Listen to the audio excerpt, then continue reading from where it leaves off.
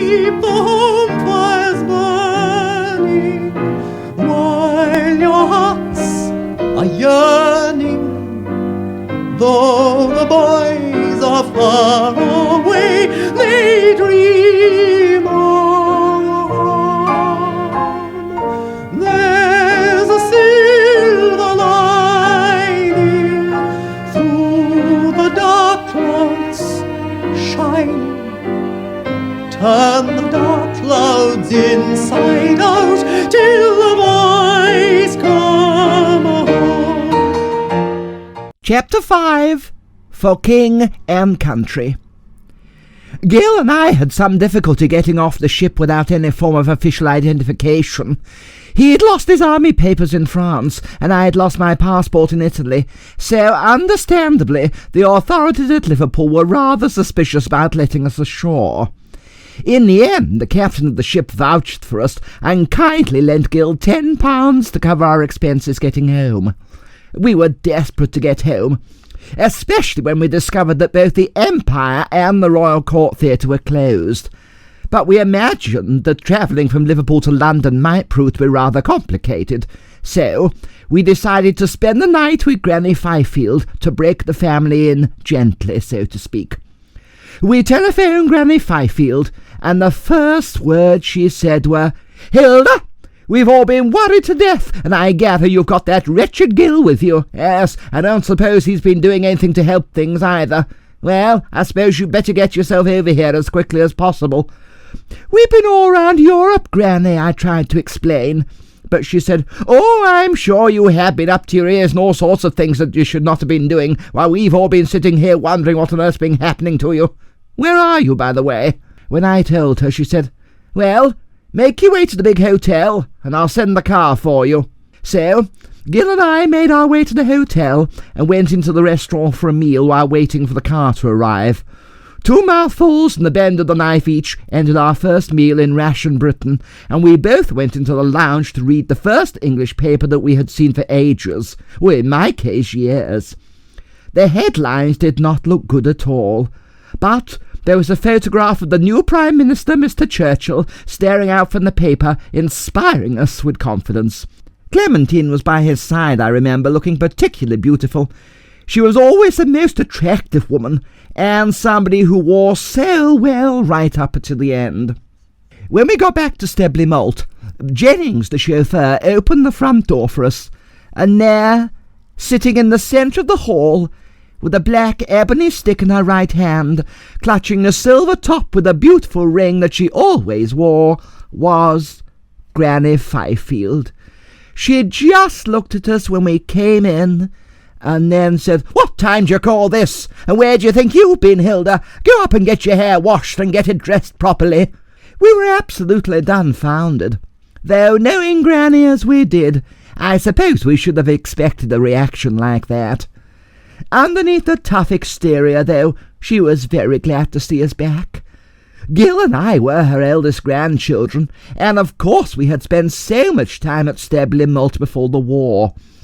Her apparent indifference was just her manner, but she could be very frightening at times, especially to those who were not used to it. We had pheasant for dinner, which was superb. One had landed in the garden the previous morning. No one knew where it had fallen from, but they plucked, dressed, and served it for Gil and myself. Jennings went down to the cellar to get a bottle of the best claret and a bottle of port, and we had the most luxurious evening. At the end of the meal, we were sitting in silence savouring a local cheese, when I suddenly burst into tears. Oh, it was so wonderful to be back home again. In spite of the kindness that I had received in the shepherd's hut, in Pierre's house, at Madame de Valier's, and in the cafe where I had stood on the table and sung the aria from the Pearl Fishers, the fact that I really was at home was almost too much for me. Oh, Granny was very sweet and understanding. She gave me her hanky and said, "Don't worry, my dear. You're naturally worn out by what you've been through. Off you go to bed now and have a good night's sleep. But before you do, you'd better phone home and tell your parents to expect you soon." And she stood over us like a couple of 12-year-olds while we phoned home. My father must have been very near the phone when it rang. It was only later that we discovered that once we had phoned Grandma from Liverpool, she'd phoned Bracket Towers to warn them in advance. It struck me at the time as being odd that Father should have answered so promptly, as he didn't like telephones. He called them newfangled, and would have gone back to the pigeon post, given half a chance, and a battalion of willing pigeons. "Is that you, Father?" I asked in amazement. I could hear him rather choked on the other end of the line, and he drew his breath rather sharply and said, "Are you all right, Hilda, my dear? All right, old girl?"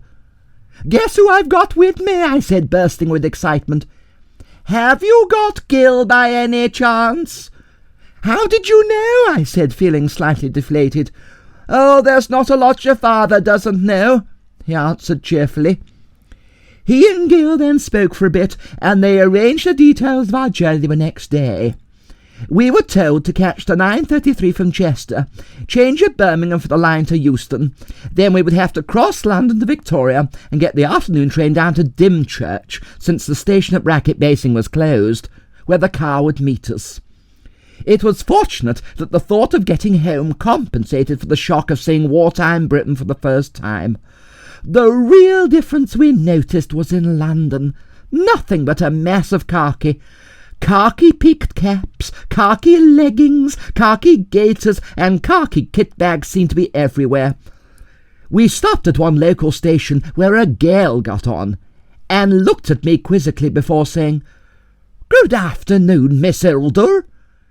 She was Miss Prout's niece from the village shop. The look she gave me was enough to say, "Goodness me, what's Hilda Bracket been doing?" I suppose she had every right. I was looking very dishevelled, and I did not realise until weeks afterwards how my eyes were so sunken and my face was so grey and lined. For a girl of my age, I must have looked pretty frightening. "Dymchurch! Dymchurch!" cried the station master in dulcet country tones, which were very welcoming.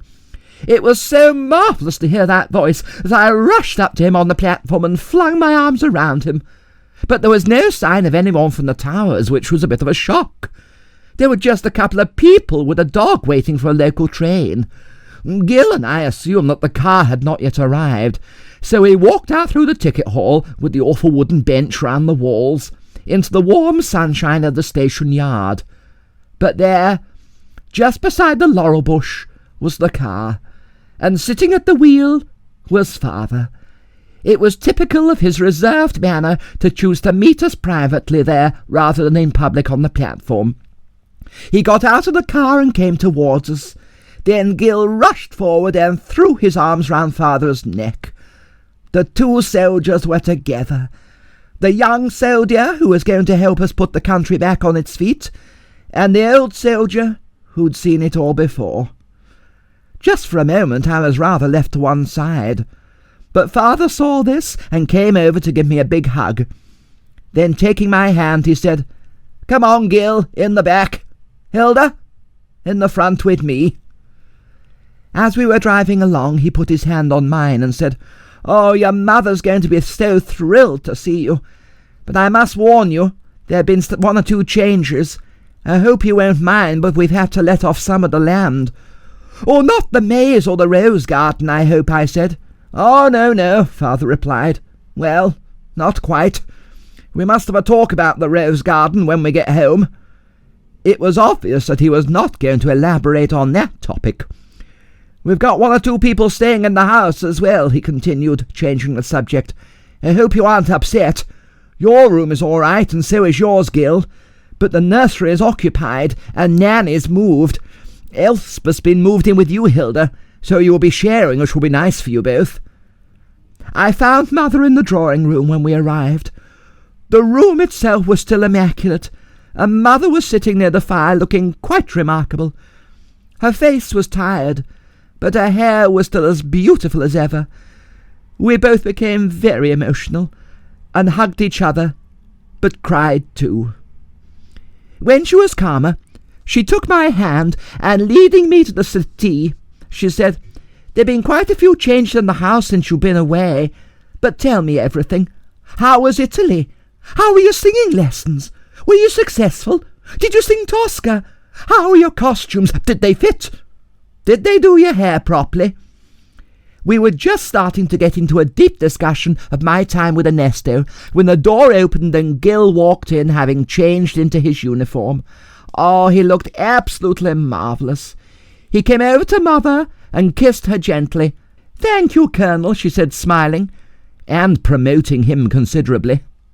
Of the changes that had taken place when I was away, the navy blue and dark green blinds at the window had the greatest impact on me, probably because they were the first thing I noticed, and because they were to stay with us right through the war, and for maybe a couple of years after that.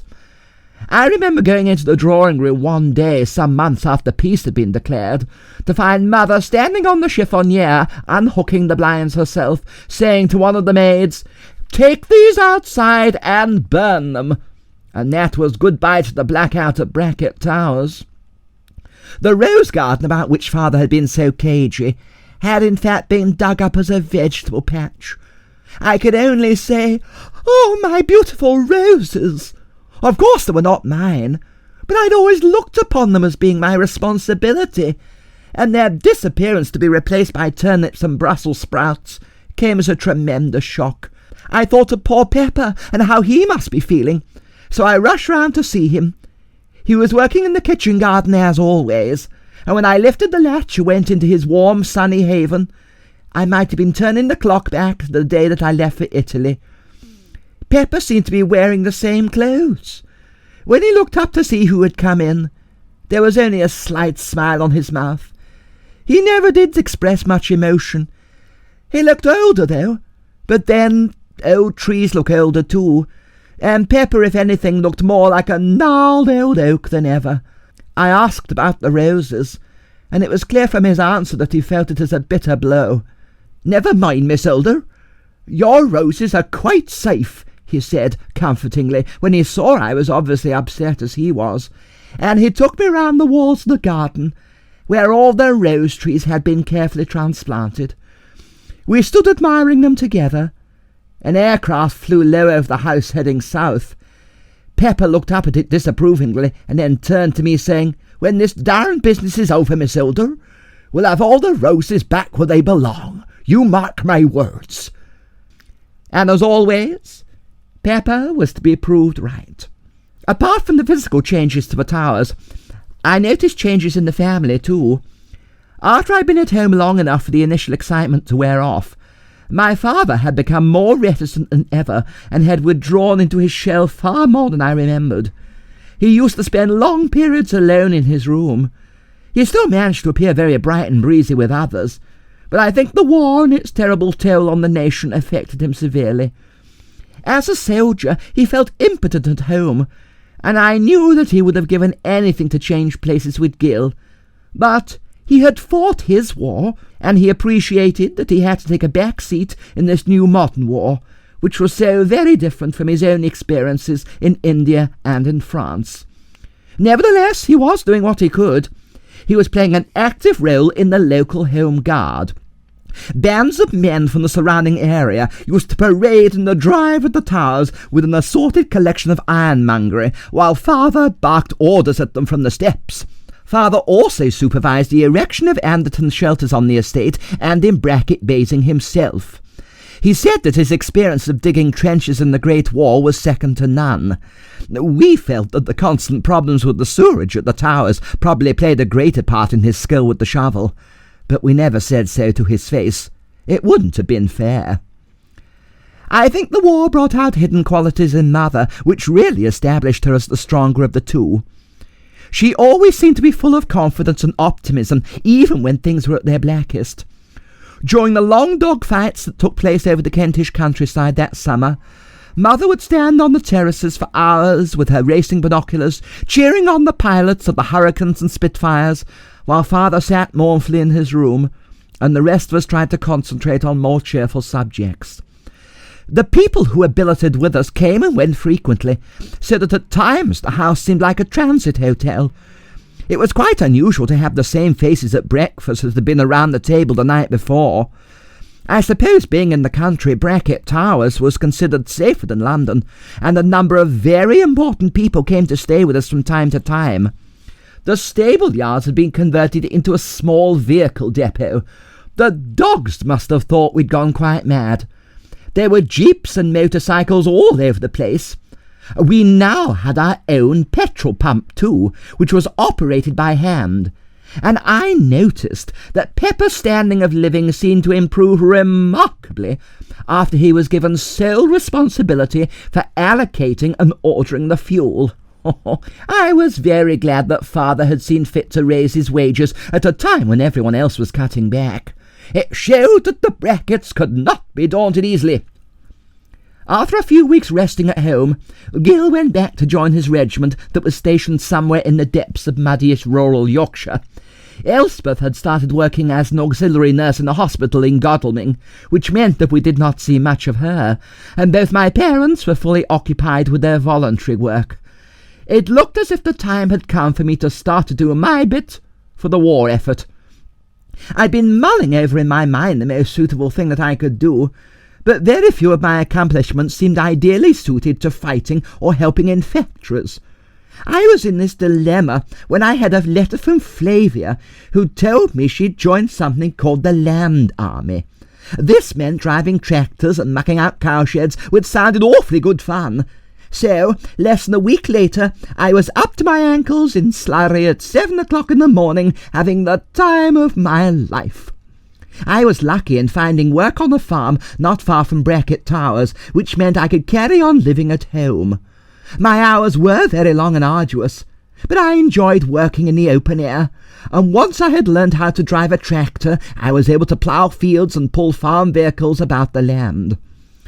After the excitement of my time in Italy and the escape from France, I was more than happy to live quietly at home, getting up with the lark and going to bed with the setting sun. I even came to like wearing Wellingtons and the awful dungarees that we had to put on to keep our clothes relatively clean. I borrowed some old shirts of Gil's, which were much too big for me, but which kept me very warm in winter. The only thing I could not bear were snoods. We all wore them to keep our hair in place, but I thought they were terribly ugly, and I used to take mine off whenever I could. The worst job I was ever made to do was lifting turnips in the spring of 1942. Oh, there were rows of land girls bent double in lines all across huge fields, picking up turnips for what seemed like weeks on end and putting them in large bins. Oh, it was back-breaking and monotonous, and by the end of it I could do more things with a turnip than I ever imagined possible. I've not eaten one since. I remember that November particularly well for the speech that the Prime Minister Winston Churchill made at the Mansion House the Tuesday before bonfire night.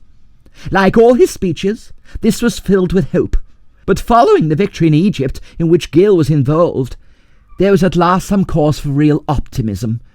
It looked as though we might win the war at last. I can remember crowding round the wireless set in Father's study that always seemed to pick up a bewildering variety of signals. Of course it took much longer to warm up than a modern radio, but in a way that made the waiting all the more worthwhile. Eventually a little light came on behind the tuning band, and Father fiddled with his knob until he picked up the home service as best he could. I can still remember Churchill's most famous words from that speech as if he had spoken them yesterday. "This is not the end. It is not even the beginning of the end. But it is perhaps the end of the beginning." Oh, how that made us all stir our stumps and jump too. Many of the cows complained bitterly the next morning when I started milking them with renewed gusto, tugging at their udders in double quick time so that I could get on to the next job, mucking out the pigs. The most extraordinary thing about being in the Land Army, however, was that during the whole time I hardly sang at all. Singing for me was associated with happiness and peace. It was associated with the warmth of Italy and, of course, with Ernesto. I was happy in Bracket Towers, but in a very different way, and for months on end, the only time I filled my lungs to make any noise other than speaking was when I was calling the cows in for milking in the morning and evening. I was very good at doing that, though. Mother often used to hear me on a fine day, and the farm was a good couple of miles from the towers.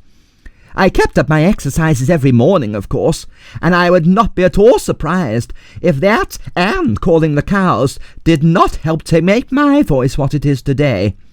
The fact that I did not sing for that long period naturally made the next change in my life the more ironical. Father had become accustomed to inviting army officers stationed near us to dinner once in a while, and on one particular evening, about a year after the episode with the turnips, we were all having a very jolly time when Father asked if I would sing something. I complained I was terribly out of practice, but he persisted, and I agreed to sing from a collection of folk songs that we had. These went down awfully well, and I was persuaded to sing a few songs from Gilbert and Sullivan, with the boys joining in with the men's parts. At the end of the evening, two of the young men asked if I would consider visiting their camp to sing to the troops, which delighted me. The concert was to be given in the main canteen of the army camp, though there were masses of people from the village and surrounding parishes who packed in to hear me as well as the soldiers. I was top of the bill for the evening, which was rather thrilling, and meant that I did not come on until the end. This gave me ample time to judge the mood of the audience, and to arrange my own programme accordingly. There were 3 other acts, or performances, apart from my own. There was a string quartet with 5 musicians, a violin, a cello, a viola, a double bass, and a flute.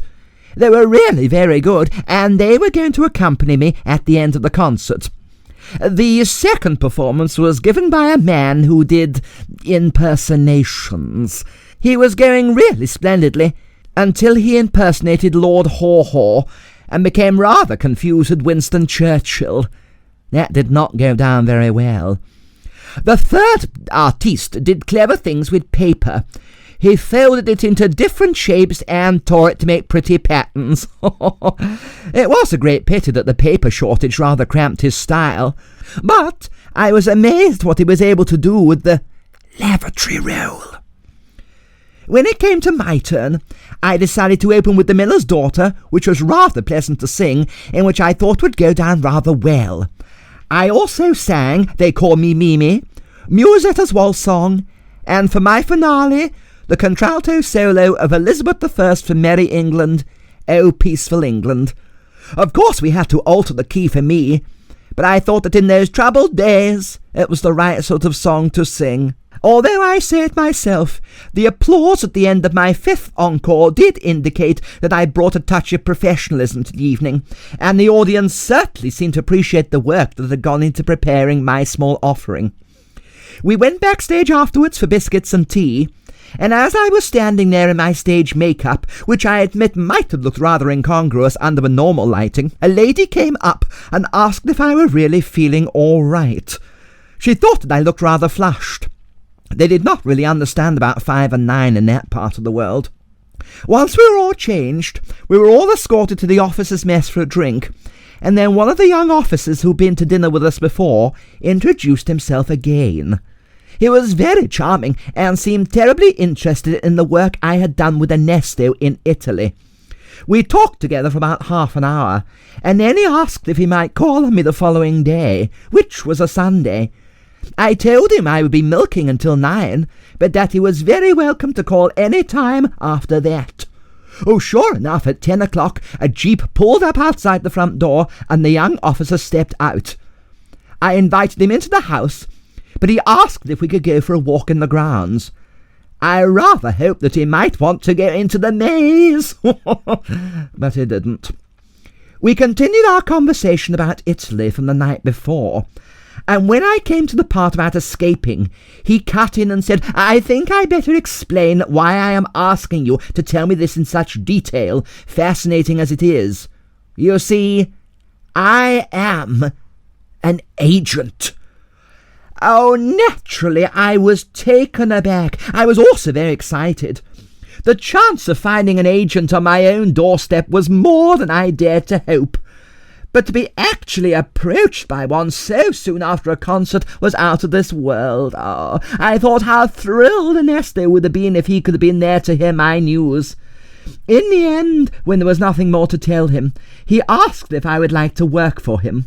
I told him that under other circumstances I would have jumped at the chance, but as it was, I did not think I could really leave the farm in the middle of a war just to pursue my career as a singer, important to me as it was. He said that if that weren't the only objection, it could easily be taken care of. Besides, I was going to be doing far more than just singing, and I realized he probably had ideas of me travelling around singing to the troops. So I agreed to work with him there and then.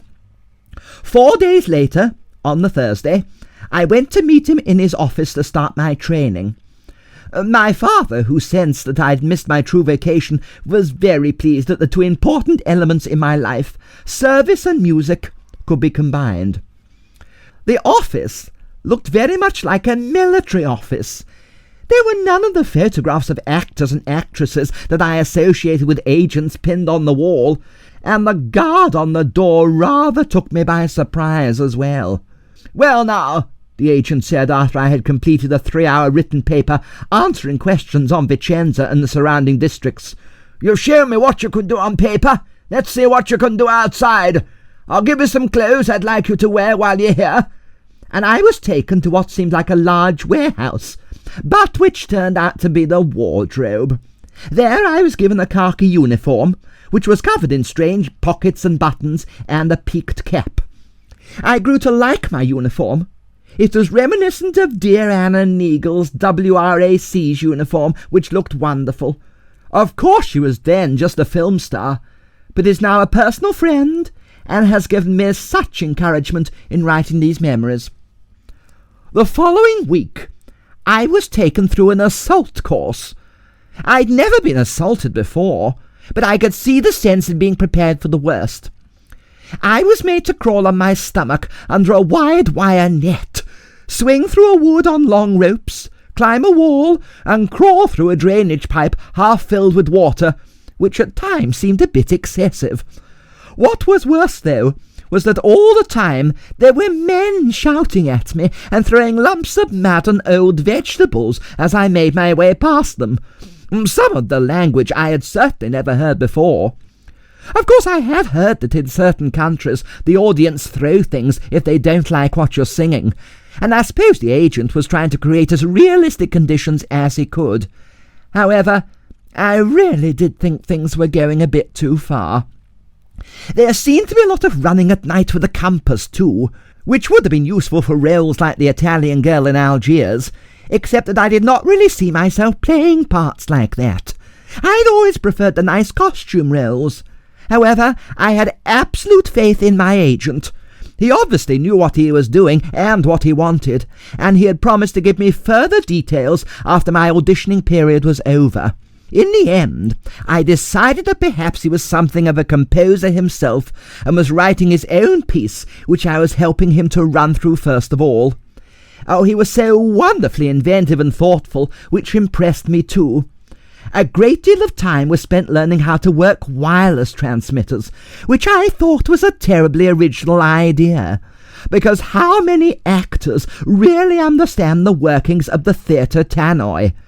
At the same time, I imagined that we might be playing in rather remote areas where the cast had to get in touch with the stage manager to say, "I'll be ready in 5 minutes," instead of the more usual call from the prompt corner. I have to admit, I did have very severe misgivings about the advisability of issuing cyanide pills. From my own point of view, I did not really think that things would ever become that desperate.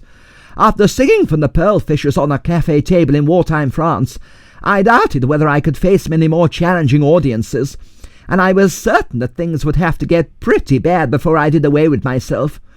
Ernesto had always told me to face up to my audience, and he would have been horrified. Besides, Mother had always told me, if you've any trouble, always carry a bottle of magnesia with you, and that rule has served her well on many occasions. I think the greatest surprise of the whole strange episode was finding that my first booking was behind the enemy lines in Italy, It struck me as one of the great ironies of show business how frequently one ends up performing at the place where one trained initially. Of course, being parachuted in was one thing. Landing was quite another story. I found myself half in and half out of a tree, in a rather indelicate position in the middle of the night 2 weeks after the Allies had landed in Sicily. If I had known how quickly and easily I was going back, I would not have bothered coming out at all. But that's show business. Suddenly I heard footsteps coming through the undergrowth, and the figure of a man appeared out of the shadows looking for me. When I saw his face, I let out a little cry of surprise. It was Massimo. "Save the silk! I want it for underwear," I whispered to him as he climbed the tree with a knife in his teeth to cut me free. I had been eyeing that parachute, and I was certainly not going to let lovely material like that go without a fight. I do not know how I managed to keep it hidden for the rest of the war, but I succeeded in tucking it away no matter where I was, and the family were thrilled when I got back, and they all had lovely silk underwear, even Father and Gil. It lasted jolly well too. My nephew, Julian, still has his quota. Massimo's English seemed to have improved remarkably since we had last met. He admired my uniform and said how smart I looked, but I said that I thought it needed a lot of roses on the lapels and something in the hat. I asked about Ernesto and how he was, but Massimo would only say that he'd not seen Ernesto for some time because they'd both been very busy. Ernesto was no longer working in Vicenza, Massimo said, but he did not really know where he was. He could see that I was very disappointed with this news, and told me to pull myself together because I had a very important job to do, which would help Ernesto and everybody like him. Apparently, I'd been dropped only a few miles from the lake where we had spent the Sunday when war was declared. Massimo and I spent the rest of the night in the wood, and the following morning he drove me into Vicenza, and to my amazement, straight to Ernesto's house. On the way, he explained that he was a double agent, but I was so confused by this time that I could not follow what he was saying. The only thing that was clear was that the authorities thought that I had been kidnapped by either the mafia or the communists the night of Mussolini's birthday party, and they'd been trying to find me ever since. And Massimo, who had somehow become connected with supplying the Germans false information, had told them that he knew where I was, and had agreed to bring me to them, and this was what he was doing that morning. Apparently, morale among the German armies in Italy was at a very low ebb, and the High Command thought that the troops needed something to buck them up. The man who had been German ambassador in Italy before the war had advised that there was only one person who was capable of making men want to go into battle, and that person was me. The fact that I was English did not seem to matter. The ex-ambassador pointed out that William Joyce, but Lord Haw-Haw, was English too. What was important, he had said, was that the army should be persuaded to fight harder, and wireless broadcasts of my singing were thought to be the ideal means of achieving this end. Of course, returning to Ernesto's house was terribly wounding for me. I had spent so many happy times there, that to see the Nazi swastika flying overhead next to the huge wireless aerial on the roof was almost enough to make me weep. But when Massimo explained the way in which I was to play a vital role in liberating Italy, while apparently helping the enemy, I gritted my teeth and remembered all that Ernesto had taught me. This was going to be my finest hour. When I arrived at the house, I was led up the steps and remember meeting a man in a grey uniform smoking a vile-smelling cigar, who asked me questions about my music. He did not seem in the least concerned where I had been since the night of Mussolini's birthday. His only interest was whether I could sing or not. I suppose I might have been rather offhand with him at the time, but I felt on the point of bursting into tears when I remembered the hours that Ernesto and I had spent together in that room. When I was here before, it was in a very different capacity, I told my questioner. I did a lot of my best singing in this same room. Very well, he told me, stubbing out his cigar and looking at me with his little piggy eyes. Now you are here again. Perhaps you will oblige me by singing once more. Oh, I'm not in the mood, I told him as defiantly as I could. Besides, I never sing without piano accompaniment. To my amazement, the man got up and lumbered to the concert grand. He threw back the lid, pulled out a piece of Wagner, and thrusting it towards me, yelled, "Sing that!" Well, nobody had ever spoken to me like that before, and I was so angry I was determined to sing his wretched music if it killed me. The piano was in perfect tune, amazingly enough, and I discovered that for a heavy man he played with great dexterity and feeling, which annoyed me even more in a way. However, I took a deep breath and launched into one of Brunhilde's arias from Siegfried, and suddenly found that I could sing it. In fact, I became so carried away that it was not until we finished that I turned round to find that there were 3 other people standing in the room. 2 men in uniform who brought in papers and left as soon as I'd finished singing, and the woman, Fraulein Evelyn Braun, who stayed.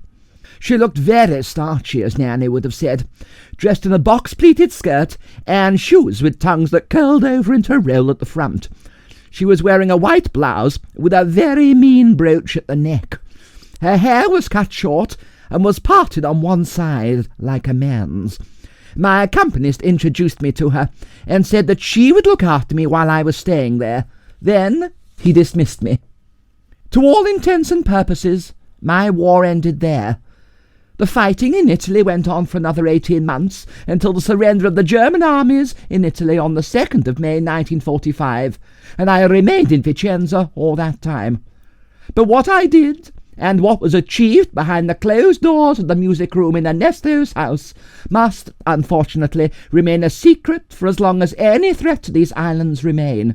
However, after consultation with those senior to me, I have obtained permission to hint at the simple methods that we employed, though it must be stressed that what I'm about to say is merely the barest outline. As I have explained, I was engaged by the Germans to spur their men into battle by broadcasting to the troops in the field. I used to sing arias from all the popular operas, though understandably the works of Wagner featured prominently in the repertoire. At the same time, though, I was, of course, being listened to by the Allies. Situated where I was at the nerve centre of the enemy's communications, I was in an ideal position to obtain invaluable information on troop movements, supply routes, aircraft distribution, and battle plans. The problem was how the information was to be imparted. Now here, someone at Whitehall, or wherever it was, had a brainwave. Since the Germans had engaged me to broadcast, the obvious thing to do was to establish a code which could be easily incorporated into my songs. In that way there could be no suspicion of what I was really doing, and the Allies would be kept in constant touch with what was going on behind the enemy lines. In addition, during heavy engagements, when information was most needed, my broadcasts were stepped up to inspire the enemy troops, so that a constant stream of information could be guaranteed. No doubt in time the full story can be told, but until then I would be failing in my duty if I disclosed more. The Official Secret Act covers us all, high and low. Indeed, if I said so much as high and low notes, well, not to mention wrong notes, I would be giving away far too much. His Majesty's secrets are now Her Majesty's secrets, and they are safe with me. As far as I was concerned, I was doing my job in the only way that I could. As always in my life, I was lucky. I was living and working under the noses of the enemy for 18 months, but I was never suspected. In fact, my name had been put forward for the Knight's Cross only a fortnight before the war came to an end. If it had carried on a few months longer, I might even have met Hitler, but as with Mussolini, that was not to be. The war ended for me as it had begun in Vicenza, but, like so many throughout the war, it ended on a note of sadness, as well as one of immense relief. I and all my family were safe, but Ernesto, my inspiration throughout the long frightening months, and the cause of my initial success, had disappeared. The morning the Allied troops entered Vicenza, I was alone in the house. I watched them drive past the window in triumph, and surrounded by cheering crowds and festooned with flowers. Then I walked slowly into the music room for the last time. sat down at the concert grand and sang Mimi's farewell. Somehow it seemed very fitting.